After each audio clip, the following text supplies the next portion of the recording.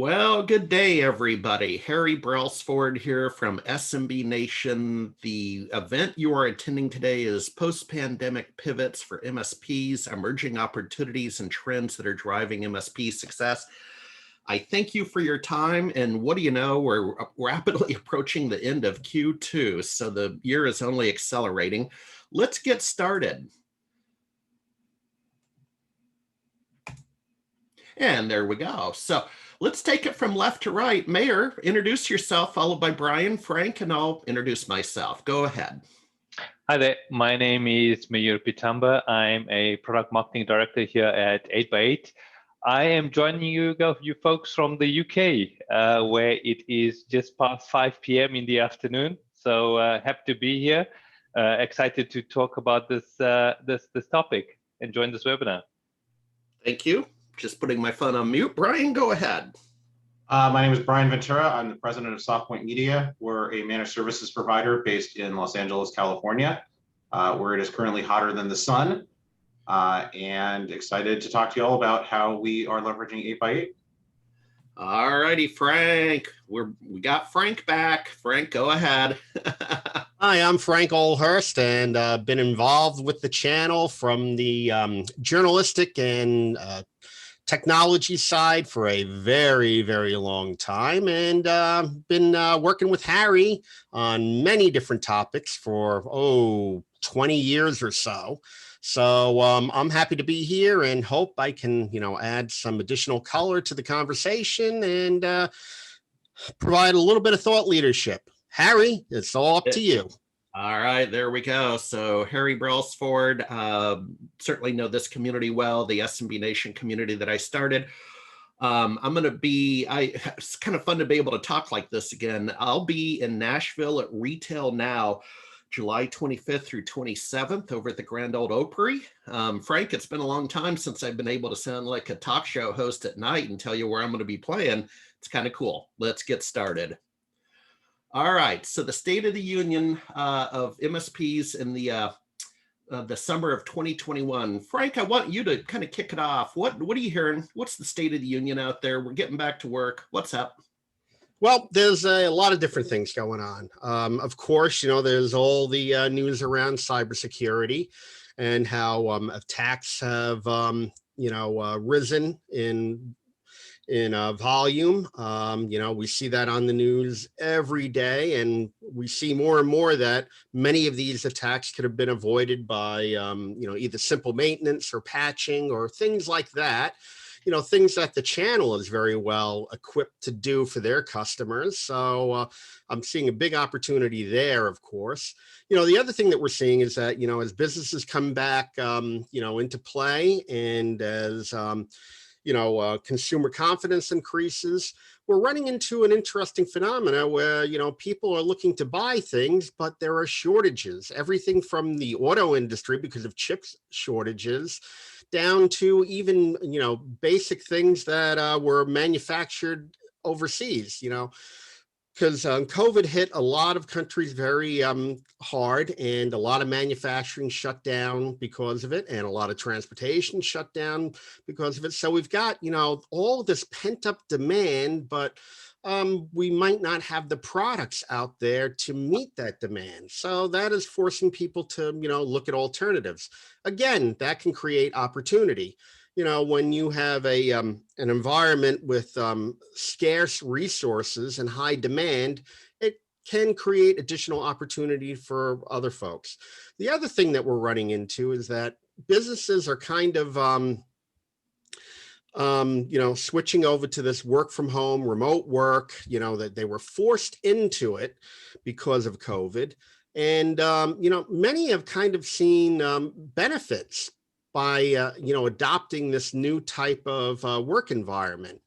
And that new type of work environment requires a lot of things to work well. Everything from, scheduling, communications, tracking, remote access, and of course, security. All of these things are coming together, but the most critical thing seems to be at this point in time is the ease of communication and collaboration. And, a lot of what we're here. And a lot of businesses are finding that, their in-house solutions, when they've been extended externally, just don't cut the mustard. So, we've got a lot of different things going on that are going to impact the channel that create a lot of opportunity. I'll weigh in on two thoughts. One is with arguably the artificially low level of interest rates in the macro economy, we're seeing a significant merger and acquisition activity, not only at the corporate level, but at the MSP level. Full disclosure, I'm on the board of Moonshot Equities, and so I play in that game on my spare time, but I have access, I have visibility into that whole motion. And so that's interesting because let me tell you, when the interest rates go up and free markets do correct, that will probably bring M&A to a screeching halt. So the window's open, Brian. If you're thinking of getting acquired, the window's open. The other thing, Frank, I was going to say along your lines is we also have the return of inflation, which tends to take interest rates up, right? And so my little Garmin I bought before a road trip this spring, $59 used. Okay, it broke. I went up online yesterday to just buy a new one, doggone it, $79 for it. So we're seeing inflation. Brian, do you want to weigh in? What are you seeing as feet on the street with the State of the Union for MSPs right now? Yeah, I mean, as far as inflation goes, all of our vendors have pretty much thrown pricing guarantees out the window. We'll quote stuff, and in the other, between the sourcing availability being an issue. So I mean, literally, we'll send out a quote. We did it Tuesday afternoon. We sent a quote. Client sent us the PO yesterday morning. We went to go purchase the equipment. Some stuff was out of stock. Some stuff had gone up in price already. Everything is liquid right now and very, very fluid. Even all of our cabling vendors, all the copper manufacturers have said, the pricing is subject to change. No one's guaranteeing anything right now. And definitely, as you said, we're seeing consistently prices are going up and up and up. By the day, by the week at this point. Yeah, once red meat went up, then it got personal for me because I like to barbecue. Let's move along. And Mayor, I'll come back to you in just a second for more of the, in fact, this slide in particular. So we're talking about something Frank hit on, the best practices and rewards of a cloud communication solution. Mayor, do you want to weigh in on this? People can clearly read the slides. I never like to lecture that way. What's up? Yeah, so I mean, let's look at some of the key reasons, right? And I mean, it goes without saying that COVID, that basically ignited unprecedented changes in the cloud communications market, right? As businesses had to pivot to remote working. I think, it is hybrid working is really one of the big trends for for 2020 as well as for this year and beyond. In fact, I was just looking at some research from Forrester that predicted like almost 70% of US as well as European companies are planning a full shift to hybrid working. And what the report found was that some employees are actually planning to spend 2 days or even more working remotely. So it's a difficult shift for them. IT teams across organizations as well as businesses are now primarily focused on ensuring every employee, so whether it's a frontline worker, whether it's a knowledge worker, whether it's a contact center agent or a product specialist or even a receptionist, each one of these folks need to have this equal access to the collaboration communication capabilities, regardless of whether they're working from home or whether they're back in the office or somewhere in between, but they need to have that right tailored experience, right? So this is a key trend that we're seeing. And as a result of that, organizations are looking to consolidate their cloud communications platforms, so business telephony, messaging, video meetings, contact center. They're looking for all of those capabilities on a single platform, because what they realized was that when you have all of these different disparate tools, that creates disjointed employee experiences because you have these different tools, right? And to enable company-wide collaboration, you need to have a consistency, and you need to ensure that all the employee experience are, consistent, because that makes the way they collaborate within the organization, as well as the way they engage with customers, that it makes it more agile. It also means that IT admins, right, the folks that are setting up these tools, if you have different systems, different tools, then those IT admins need to log into different admin consoles to assign new capabilities, or to do things like license management or provisioning or configuration, or whatever tasks they carry out. So that's a big trend that we're seeing. And then it also means that, if you have different tools or different disparate solutions, you need to have, varied service level agreements. So that impacts availability of system. Now, especially if you're pivoting to remote work or hybrid working, you need to ensure that all of your communications and collaboration tools that you're using have high availability. And to add to that, what Frank mentioned earlier, the security, the privacy, the compliance risk, you need to make sure that all of those tools are compliant with all of those security and privacy and compliance regulations.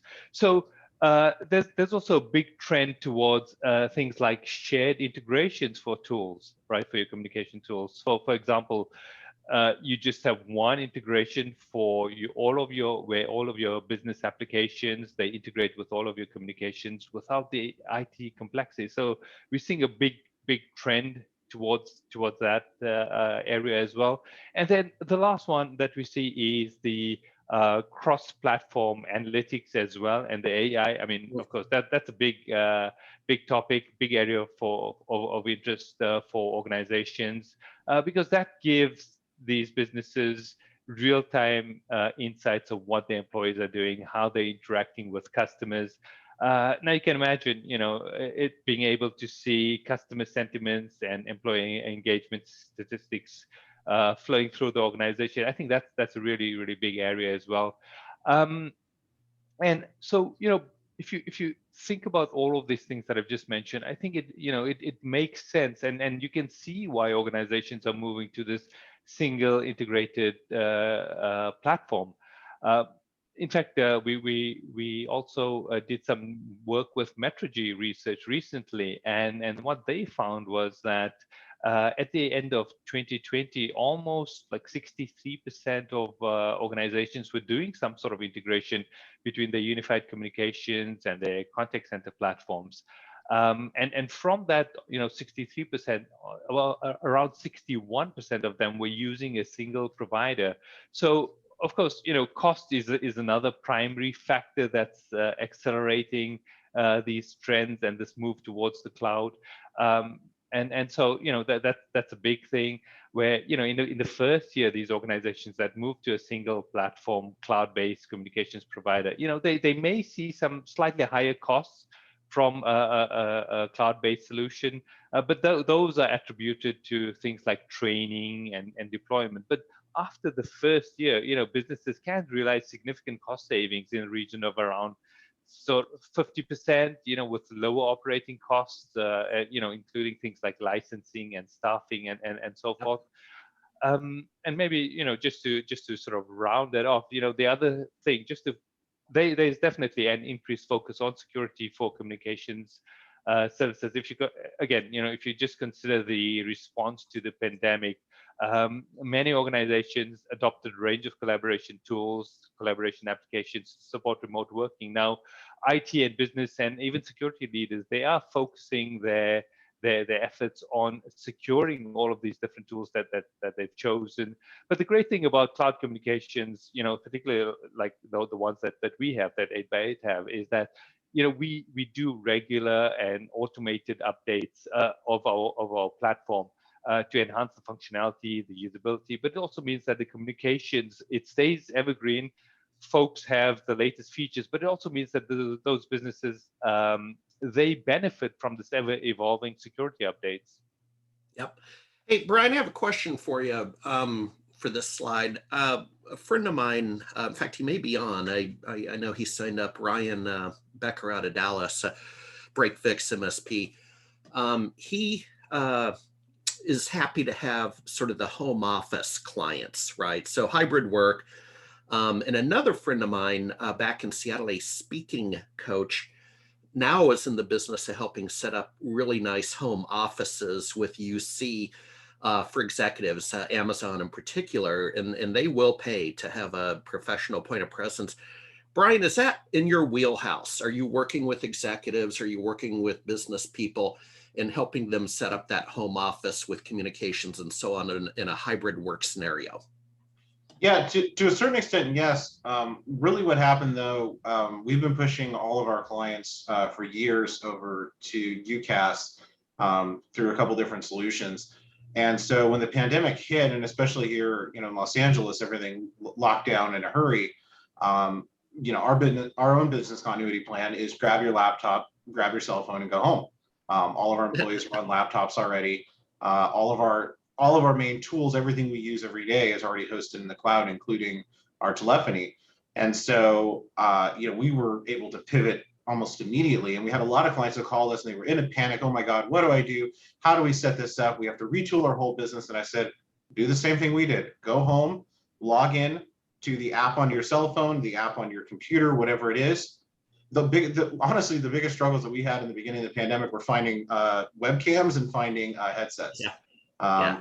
But other than that, I mean, from a platform solution standpoint, I know we were probably a little bit prepared than most. And out here too, I think we also have to operate with somewhat of that disaster plan in mind, just because of we have a lot of issues with brush fires and wildfires, and even in 2019, our own office got shut down because there was brush fires nearby, and we weren't in any imminent danger, but the air conditioning system was sucking in smoke, and so it just wasn't a healthy environment. So same thing, we closed our doors, sent everybody home, and said log in and start taking calls. Well, so our businesses saw little to no slowdown or interruption as a result. Well, still be careful what you ask for. Both California, where you are, and I'm in Austin, Texas, we are under heat advisories and power grid advisories today. So if I drop, I'm not being rude. I think I'm okay at this time of day. Let's move along further. Let's dive deeper into some of the current conversations as MSPs pivot mid-year. Again, we're right on top of the end of Q2, going into Q3. It's time to kind of think what we're going to do. Frank, I want to start at the bottom first on the security side. This is most certainly in your wheelhouse.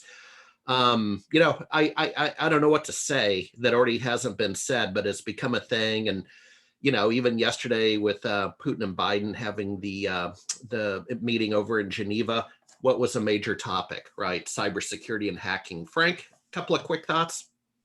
Well, first of all, when we look at things from a point of view of enabling collaboration, we're expanding the attack surface if we're not careful about how we do it. And, when you start looking at unified communications and integrating different features of unified communications, let's say tying it into email and tying it into, other groupthink elements, you run into the issue of you have to worry a little bit more about phishing attacks and those type of attacks, which means you have to educate the end users on how not to click on something that could further expose the network to any type of malicious infection or, ransomware even.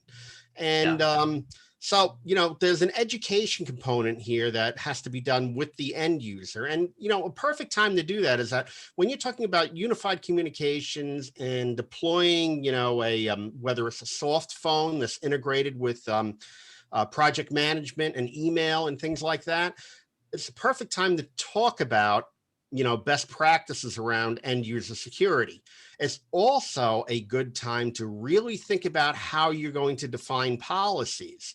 And this, of course, is kind of a nice little add-on for MSPs, for them to be able to define policies and, be able to bill for maintaining those policies, and then also doing the auditing and those type of chores, each month to make sure things remain secure, along with, of course, patching. So what you have to be careful of in, unified communication space is what you're integrating, what your expectations for the end user are, and the level of knowledge that end user has when it comes to cyber issues. We might have to go back to the old saying of loose lips sink ships, when it comes Yep. down to it. Be careful who you're communicating with. There we are. Hey, Mayor, Frank flew by a point that I want to kind of double click into from an 8x8 perspective, and I'm going to call it compliance. Can you speak towards your adherence to some of the compliance issues out there as 8x8? HIPAA. Yeah, yes, absolutely. I mean, I think security and compliance, they do go hand in hand. But I think, when we sort of broach this topic, we need to go right back, because when the cloud technology, first burst onto the scene, the major major concerns that business users, that made them hesitant to jump straight in was security and compliance, right? And I think, being in the industry for a long time as well, that was true for, almost any technology sector, where the benefits of the cloud solution, any cloud solution for that matter, they were apparent, and those benefits flowed into the communications and collaboration world as well. The flexibility, the hassle-free deployment, high levels of scalability, reduced cost, all of these great things which made a strong case for organizations to adopt cloud communications. But security over concerns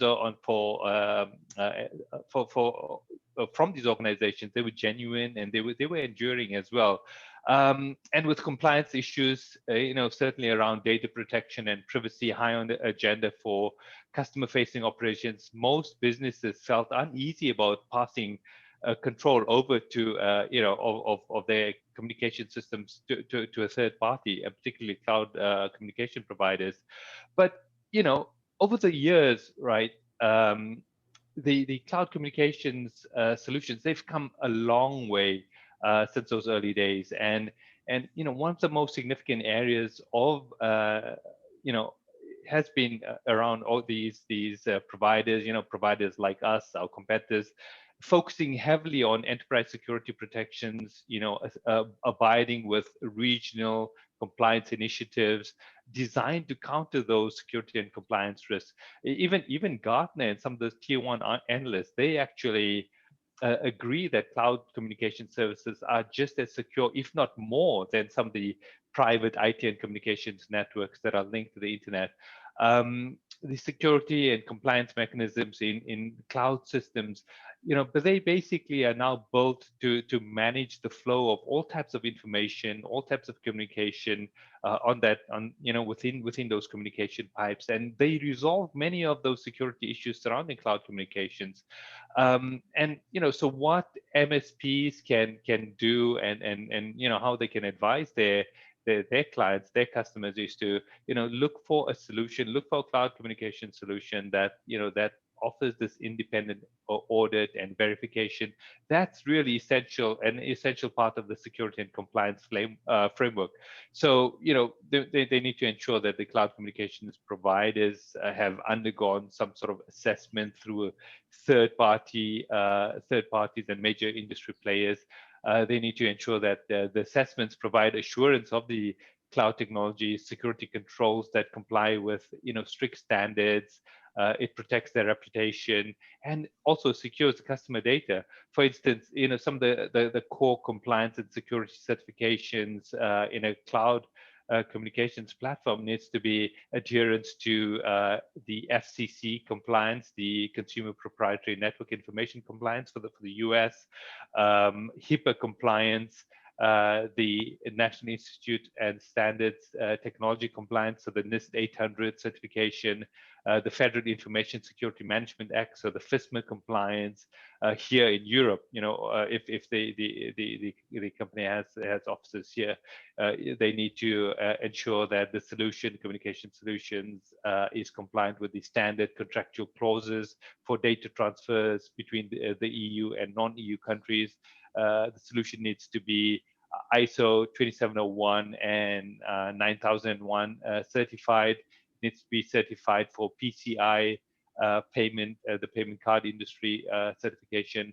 It needs to enable data in motion encryption and so forth. So MSPs should partner with the cloud communications providers that have all of these compliance and certifications as part of their overall service offerings, and make sure that all of those certifications are up to date and independently verified.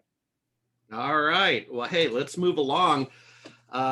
We have a few minutes left, so we're going to go a different direction here.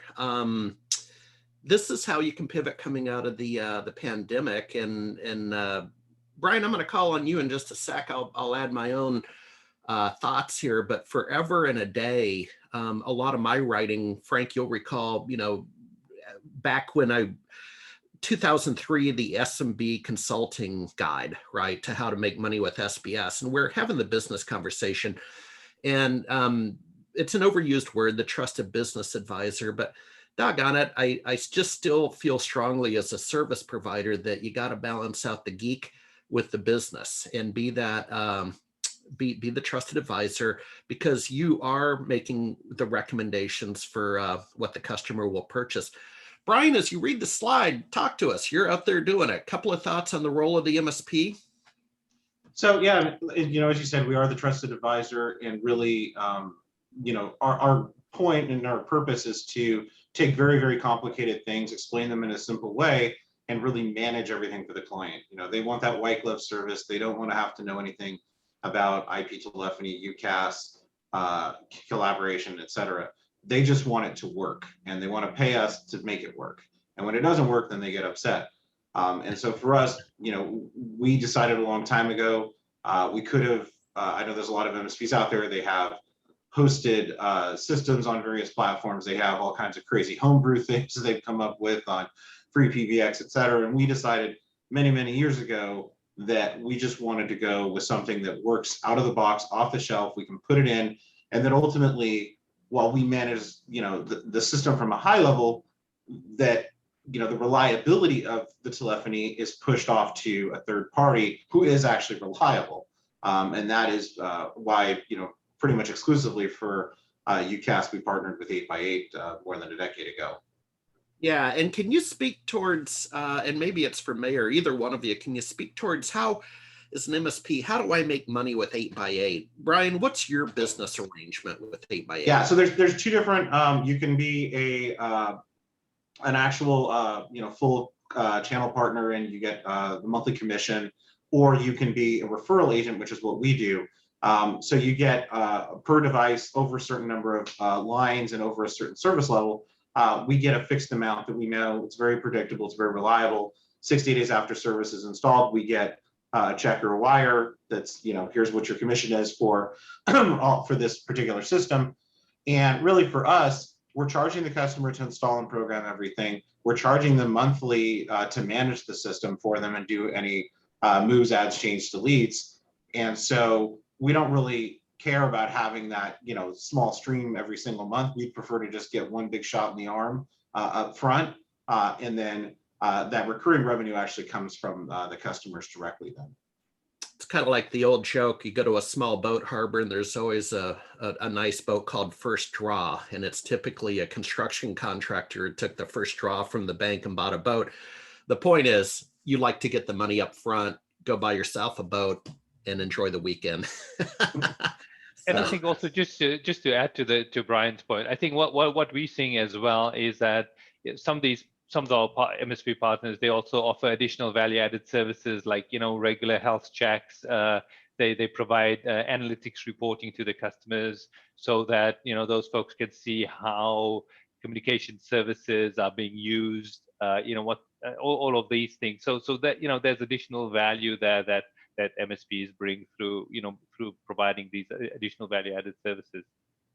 Absolutely. Hey, Frank, we're almost at time. You got a minute if you want to talk about the role of the MSP and maybe what we're shaping up here. Go.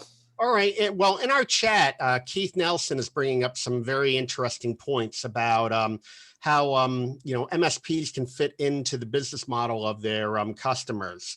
He's asking about business process engineering, re-engineering, enhancing customer experience, and also bringing business process alignment into the realm of what an MSP can do. So what he's bringing up here, which I think is a kind of a perfect segue for us to kind of talk about real quick, is that, UCaaS can, help drive, business alignment priorities.